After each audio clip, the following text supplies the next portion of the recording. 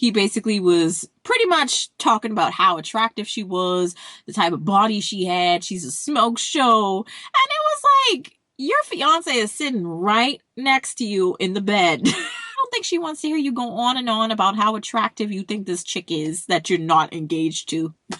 You know?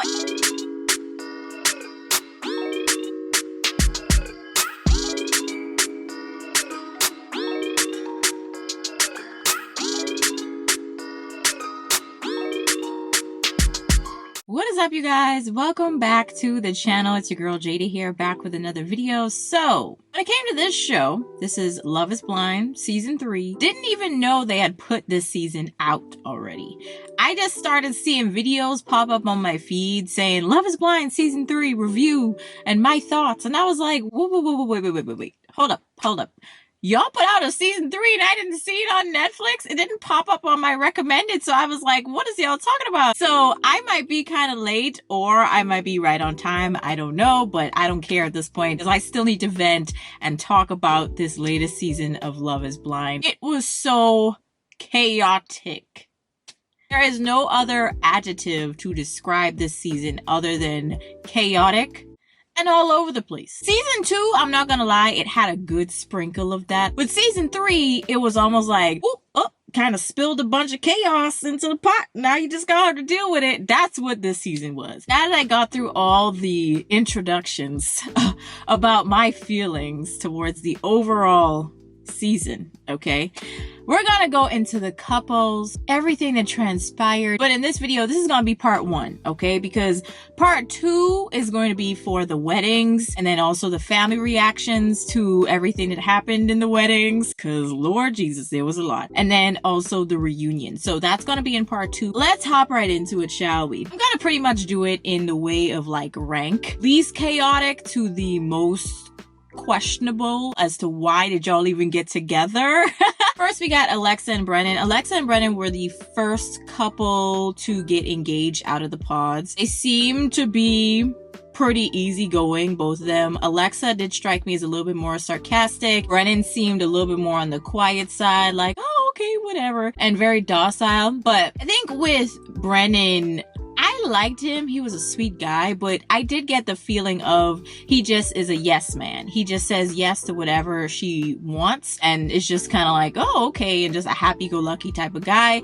And for me, I know I can't deal with that in a guy. Like, I'm gonna need you to put your foot down. If you don't like something, say it. I don't know if he ever like ran into any major problems with Alexa, like with regards to anything that he necessarily should have put his foot down on, but it just felt like almost everything they talked about, he was the one that was like, oh, okay.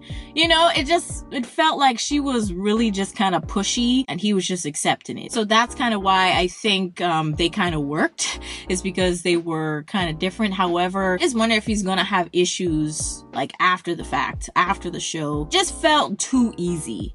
And they didn't really run into any problems except for maybe like sharing closet space and then their family religion and stuff like that. But he seemed pretty open to that. So it was just kind of like, it just seemed too like, just go with the flow. And I know that sounds kind of bad. I'm not trying to say that you should have chaos in your life. I'm not saying that at all. But I do think that with regards to their relationship, it just seemed a little bit too, I don't know, like nice, you know, it just seems too good to be true almost. Ultimately with them, it didn't really seem to have much to talk about. That's literally all that I could really report on with them. They had nothing really major happen, no major arguments, nothing. I mean, maybe when, you know, she was talking about not wearing an outfit twice, it was like, okay, someone's really bougie, but good luck with that, Brennan, you know? Didn't really have much to talk about. They actually were probably the most boring couple on the show. I'm just gonna be honest, like nothing really happened with them. But moving on, we have Raven and SK. So I'm gonna be honest, from the pods, Raven seemed like a very standoffish type of person. And throughout the show, we even see other people, her actual friends, and also other girls that were in the experiment with her. They also said the same thing. She's a tough cookie, you know, a tough cookie with a tough shell or exterior to crack. But then once you get through to her, it seems like she's a little bit more lovey-dovey. And SK, he seemed to be okay with that. Okay, he seemed to be okay with that. And with regards to their relationship, it was an unlikely one. I'm just gonna be honest, because it seemed as though Raven was a little bit more interested in Bartise. But then I think it was Raven who actually came out after speaking with SK and having like a connection with him. She was like, hey Bartise, like I got more of a deeper connection with SK. So I'm gonna just, you know, tell you that I'm not interested, straight up. So Bartise, you know, after that, he was like, oh, okay, so I guess I'm gonna put everything into Nancy. But we're gonna get into Bartise and Nancy later on into the video. Now, SK is a very quiet type of person, but I did not get the vibe of weak. With Brennan, I have to be honest, don't hate me in the comments for saying this, but I kind of already alluded to it. With Brennan, I do get the feeling of weak. There's a difference between quiet and passive. You know what I mean? Like just getting bulldozed on. With SK, I did not get the vibe after a few episodes that he was that type of guy to just get walked all over. Like, this is what is going to happen, but at the same time, I'm going to be accepting of what you say to me. You know what I mean? With Raven though, she wasn't that type of chick that would just be like, this is how it's going to be, and you know, like kind of bossy. That was more so from Alexa, I feel. She just struck me as, obviously she knows what she wants, which is fine, but she did give me that air of, you're gonna do what I say or else. You know what I mean? For Brennan, his personality, it meshes well. Like I said, it works, but I just hope he doesn't regret it making that decision. But moving on, with Raven and SK, I felt like after seeing them get closer to each other, it seemed like they were getting to a point where they gelled a little bit more. Because in the beginning, I think when they saw each other, when they met, it was okay. But then when they got to the honeymoon, it was really weird because Raven, I don't know if she was just having that issue of like matching the conversations that they had in the pods with the face and the actual person, like in reality.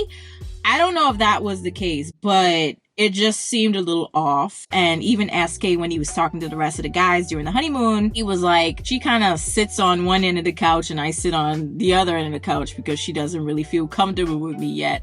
And he, I'm not gonna lie, was probably one of the most patient guys I had seen on that show in a hot minute. He was a little frustrated and you could see it, and also he voiced it a little bit. And also to Raven, he wasn't that type of guy where he was like, this is what I'm gonna say behind your back and then this is what I say to your face. No, like he was upfront with her, like, you know, hey, I really would like to know how we are going to get to that point where you feel comfortable with me and we don't have to sit on opposite ends of the couch. You know what I mean? Just for example, it's just weird. Then also Bartise, I know he took that back to what's her face, Nancy, and it was just such a weird conversation that he had with Nancy about Raven. Obviously, he was still kind of butthurt that Raven rejected him in the pods. But yeah, it was just interesting how he was still into her to the point where he's like kind of invested a little bit too much in her and SK's relationship. But I'm gonna get into that, okay? Because like I said, this isn't in order of the most, I don't want to say entertaining, but it was from least to most. So I'm gonna move on to Colleen and Matt.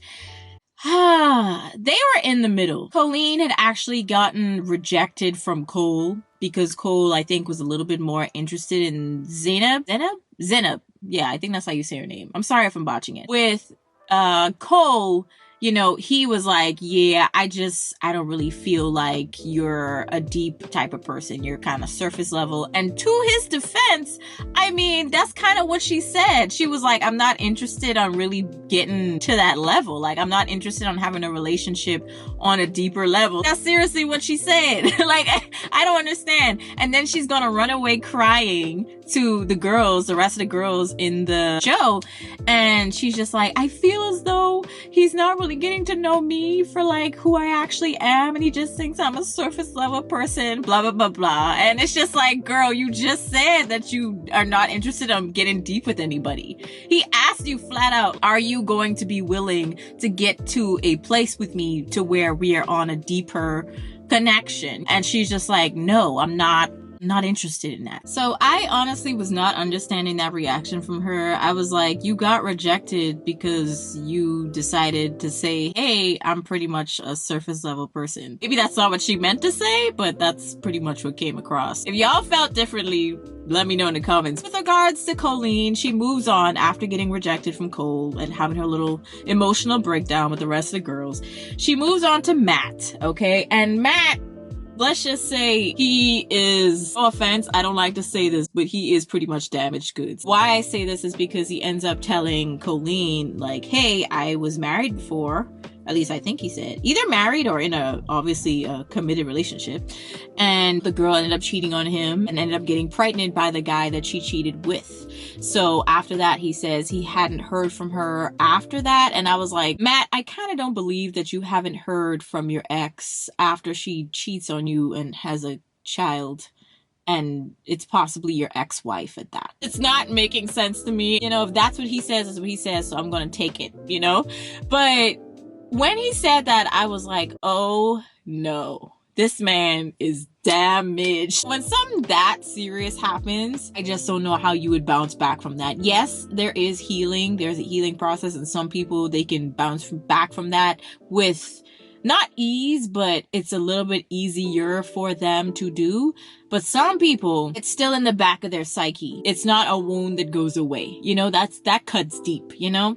So when they ended up getting engaged because, you know, they ended up falling in love or whatever, they ran into problems pretty quickly. And Colleen, you could tell, was having a hard time dealing with that because she looks like she cries if you just shout at her. I'm sorry. She really does look like she would just have an emotional breakdown if you just happen to yell at her one time. So when Matt, you know, he had his little flare up, because I do think he low-key does have some anger problems.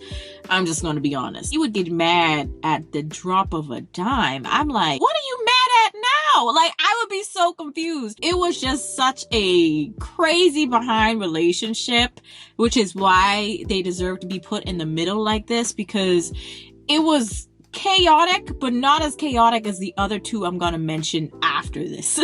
So we're gonna get there. Just hold your horses, okay? We get to the honeymoon, right? All the couples, they ended up meeting each other. Some of them had formed connections with others, and then of course they ended up getting rejected, so they wanted to see who the person was that they were talking to. But then when it came to Cole and Colleen, they did have a somewhat inappropriate conversation, kind of similar to what, I don't know if y'all remember season 2, but Jarrett and Mallory, I think is her name, they kind of had that weird conversation about Mallory rejecting Jarrett in the pods and yada yada. They ended up pretty much having the interesting kind of resolve after that conversation happened. But yeah, it was kind of similar to that, where Colleen is just like, oh yeah, you know, if we were in like a bar and we were both single, I would definitely give you my number or some ish like that. And when I say somewhat inappropriate, it's mainly because I personally feel like it wasn't really that serious. It was a hypothetical, you know what I mean? Like, if you hypothetically were single and you were in a bar, Cole would be Colleen's type, is what she was saying. And also Cole had also mentioned that Colleen would be his type.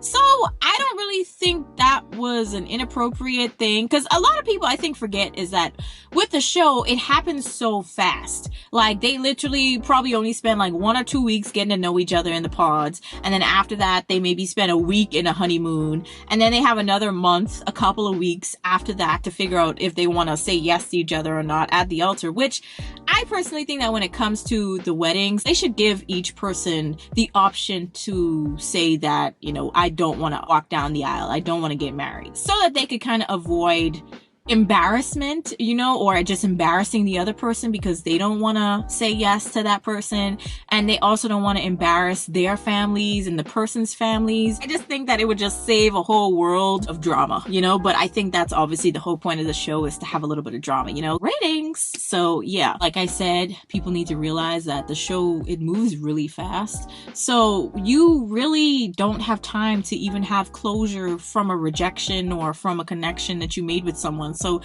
I don't really think that it's fair for the person to be like, oh, you should be committed to this person 100%. It's just like, you don't even really know them yet. You only know them for like 2 or 3 weeks, you know what I'm saying? So it's just like, That's just how I feel about it. But moving on. Later on, Colleen tells Matt that she had that conversation with Cole and he blew up. Okay, she ends up crying, of course. Again, like I said, she kind of cries a lot in this show. He gets mad. He's almost ready to quit from the relationship, and it's just kind of like, Matt, what are we doing? Like, you can't just be flying off the handle just because she decides to take the time to actually tell you what conversations that she had with another guy that she also talked to in the pods before you. Again, you only knew each other for 2 or 3 weeks, you know? End up having another argument when I think they were living in the apartments in real life, so to speak. I guess Colleen had went out with some of the girls from the show, and it looks as though it was like a club, maybe. He flew off the handle yet again, got mad, and was about to pack up his stuff. He calls Bartise pretty much while him and Nancy are having somewhat of an argument, and Bartise comes over to Matt and is just like, I wish I had your type of problems. Your problems are easy to solve, yada yada. And personally, I feel like with Bartise, your problems weren't even that deep either. It was mainly just on you, but we're just gonna move on. With Colleen and Matt, I personally feel like Colleen was a very easygoing, chill type of girl. Really soft though. I personally feel like she was kind of thin-skinned, but you know, whatever. But I personally feel like Matt does definitely have some anger problems. Some things that he might need to talk through in some therapy. And then also when it came to Colleen meeting Matt's parents and also friends, family, they also were the ones that were like, listen, he's been through some things before and he has been in some rough shapes. When it comes to his dating life, he didn't really go out on dates because it was like, what's the point, you know? So even they were like, listen, you gotta be sure. I think even they know that he was gonna be probably a lot of work. So now we're going to move on to the runner-up for most chaotic and toxic couples on the list, Zenab and Cole. When it came to Cole, like I said, he ended up rejecting Colleen in the pods because I think he was talking to both Colleen and Zenab. And he was seeing them as 2 possible options, but then after a while he was like, I'm kind of more interested in Zenab because I feel like we have a deeper connection. He sent Colleen packing, but you know, she ended up getting with Matt. When it came to Cole and Zenab, it seemed as though they had some common ground when it came to obviously religious beliefs, their faith being very important to them, and then also seemingly family, until we realize that Cole's family does not want to meet Zenab. They're perfectly fine with following her on social media, but they do not want to meet her in person, which is kind of funny to me because I do feel like religious people tend to be the most hypocritical. I'm just going to be honest. They would preach in church about being really nice and accepting and loving towards people, but reality is just like, stay the F away from me. But, you know, with regards to that did end up becoming kind of like a major problem, I feel, in their relationship. But I do personally feel as though that was almost on the back burner versus the rest of their issues. You already kind of get the feel as to where this is probably going, which is not a good place, you know? Zenab and Cole, when they were in the pods, like I said, they had common ground. They shared some things together, and then also Zenab, she shared the fact that she no longer has her parents with her. They both passed away, unfortunately. So yeah, she pretty much just has her, I think, stepmom. And of course, when it came to Cole, he just had mostly friends. But I have to be honest, it was already going to be rough, I feel, because Zenab from the pods, I personally felt that she was very critical of herself, and she would look for things in what other people are saying for her to justify her being really hard on herself. And it's so bizarre, but you get to see it really play out in their relationship. She tends to kind of blame Cole for it, I noticed, and you really get to see it in the reunion as well. I'm gonna save that for part 2. Ultimately, when it came to Cole and Zenab, it seemed as though from the jump, Cole wasn't really physically attracted to Zenab. I'm just going to be honest. I think he was trying to force himself to appreciate her physically, but I personally don't think he was interested. And one thing to kind of verify that was when she said that they ended up having, a really nice night. Y'all know what I mean. And after they wake up,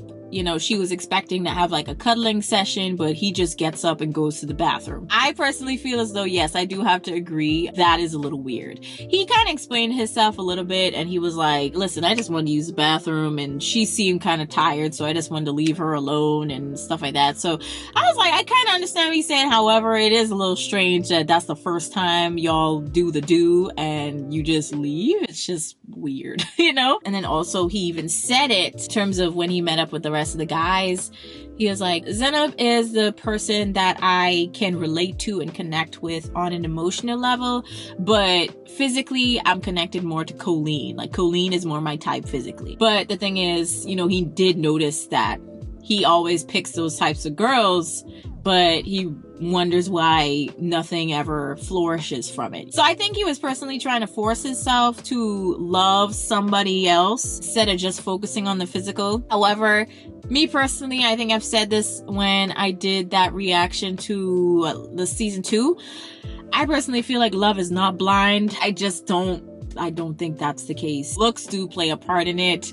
You, I feel, do have to be physically attracted to your partner. Does that serve as the major part? I mean, not really, but it is a part. I think we've seen time and time again also on the show itself that love is not blind.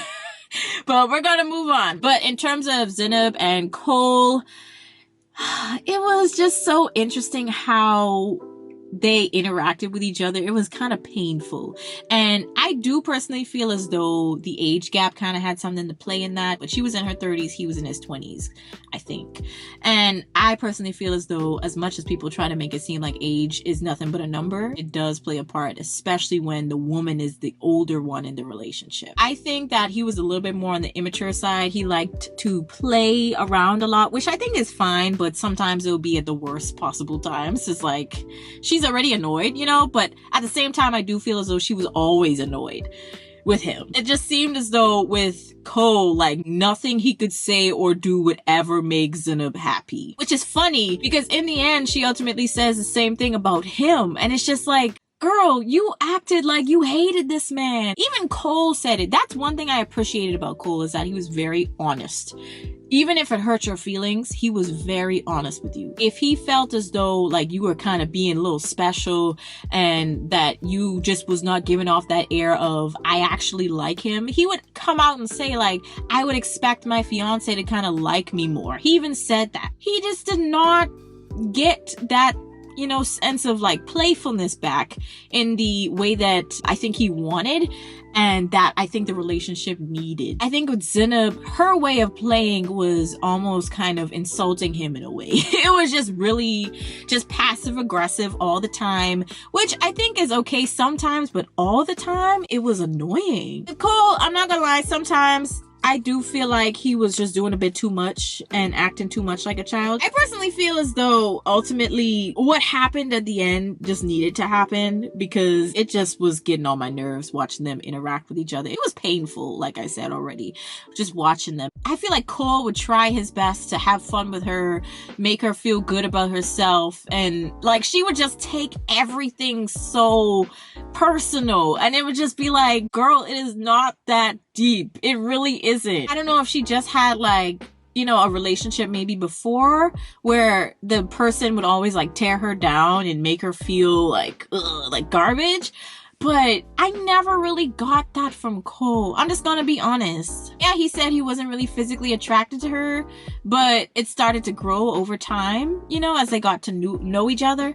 But he was always very honest with her. Like, if he wasn't into something, he would tell her. Just watching them, it was like, oh my God, just end this already. Now, when it came to the last couple, okay, the winner of the Toxicity Award, okay, it goes to Nancy and Bartise. It's honestly mainly because of Bartise. Nancy, I'm not gonna lie, was a really, really nice soul. Everything that she said and believed in, and told him about, brought up in a conversation, she was always very nice about it, very sweet, never disrespectful. And I personally feel like Bartise, he never really was disrespectful either. However, he likes to play games, and it got on my nerves because it was like, clearly Nancy really loves you. She was not pushy. She was not bossy. she was very much so like, this is my lane. I'm gonna stay in it. You do what you do. You're my partner.